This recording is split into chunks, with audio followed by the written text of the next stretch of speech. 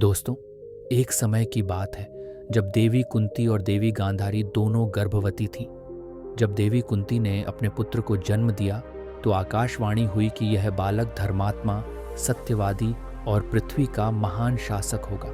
इस बालक का नाम युधिष्ठिर रखा गया। उधर देवी गांधारी की गर्भावस्था लंबी खिंचती गई और 2 साल बीत गए। समय से पहले गर्भवती होने के कारण देवी गांधारी बहुत चिंतित हो गईं और अपने गर्भ को गिरवा दिया। गर्भ से लोहे के गोले जैसा मांस का पिंड निकला। परेशान होकर उन्होंने अपनी दासी को उसे फेंकने का आदेश दिया। महर्षि व्यास अपनी योग दृष्टि से यह सब देख रहे थे और समय रहते गांधारी के पास पहुंच गए। उन्होंने गांधारी से 101 घी के कुंड बनवाने को कहा और मांस के पिंड पर ठंडा जल छिड़कने का निर्देश दिया।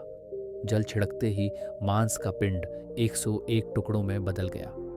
व्यास जी ने उन टुकड़ों को घी से भरे कुंडों में रखवाया और 2 साल बाद खोलने का आदेश दिया। ये कहकर वे हिमालय लौट गए। इधर युधिष्ठिर 2 साल का हो चुका था। राजा पांडु ने देवी कुंती से कहा कि हमारी क्षत्रिय जाति बल प्रधान होती है, इसलिए एक महाबलशाली पुत्र उत्पन्न करो। कुंती ने दुर्वासा ऋषि के दिए मंत्र का जाप कर वायुदेव का आह्वान किया।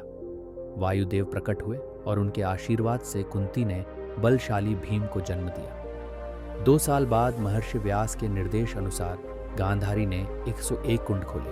उनमें से उनके 100 पुत्र और एक पुत्री दुशाला उत्पन्न हुए। उसी दिन दुर्योधन का जन्म हुआ और साथ ही वन में देवी कुंती ने भीम को जन्म दिया। भीम के जन्म पर भी आकाशवाणी हुई कि यह बालक बलवानों में श्रेष्ठ होगा। भीम के जन्म से पांडु, कुंती और माद्री बहुत खुश हुए, जबकि दुर्योधन के जन्म पर अपशकुन होने लगे। गधे की तरह रेंकने पर गधे, गीदड़, गिद्ध और कौवे चिल्लाने लगे। राजा धृतराष्ट्र ने भयानक अपशकुन देखकर भीष्म, विदुर और ब्राह्मणों को बुलाया। विदुर ने धृतराष्ट्र से कहा कि तुम्हारे पुत्र से कुल का नाश होगा, इसलिए उसे त्याग दो। लेकिन धृतराष्ट्र ने पुत्र मोह में ऐसा नहीं किया। जब गांधारी गर्भवती थी तब वह धृतराष्ट्र की सेवा नहीं कर पाती थी। एक दासी जो वैश्य कन्या थी धृतराष्ट्र की सेवा के लिए नियुक्त की गई। धृतराष्ट्र से वह गर्भवती हुई और युयुत्सु नाम के पुत्र को जन्म दिया। इस प्रकार धृतराष्ट्र के कुल 101 पुत्र और एक पुत्री थी। कुल 102 संतानें थीं।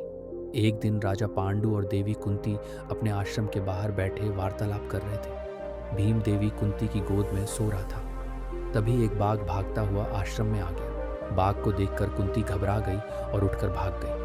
भीम कुंती की गोद से गिरकर एक चट्टान पर जा गिरा। राजा पांडु ने देखा कि भीम को चोट नहीं आई, बल्कि चट्टान के कई टुकड़े हो गए।